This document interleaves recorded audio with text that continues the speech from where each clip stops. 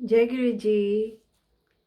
दक्ष के यज्ञ में जब सती ने अपने प्राण त्याग दिए तो शिव उनका बिछोड़ा भी सहन नहीं कर पा रहे थे। वो काफ़ी दुखी थे। वो तपस्या में चले गए और वो कई वर्षों तक तपस्या करते रहे। यहाँ पर सभी देवता चाहते थे, ऋषि मुनि सभी चाहते थे कि शक्ति फिर से इस पृथ्वी पर जन्म ले।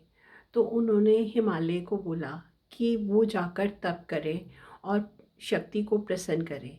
तो हिमालय और उसकी पत्नी मेनका ने तप किया और उन्होंने शक्ति की आराधना की और उनको प्रसन्न किया।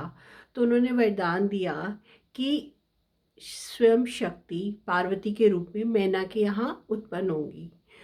तो पार्वती मैना के यहाँ पर जब उत्पन्न हुई तो सब तरफ खुशियाँ ही खुशियाँ छा गई, क्योंकि एक राक्षस था ताड़कासुर, जिसका वध करने के लिए शिव और पार्वती की संतान ही उसका वध कर सकती थी, क्योंकि ब्रह्मा जी ने उसको वरदान दिया था कि उसकी मृत्यु किसी से भी नहीं हो सकती।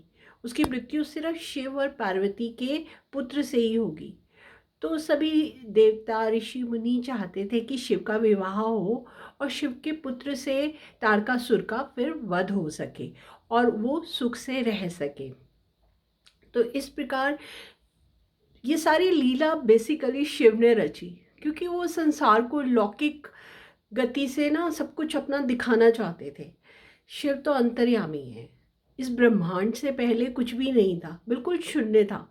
ये ब्रह्मांड भी नहीं था, ये सूरज तारे, ये जो आप चांद सितारे आकाश नदियाँ कुछ भी नहीं था, बिल्कुल शून्य था। तब परमात्मा ने इस सृष्टि की रचना रची थी।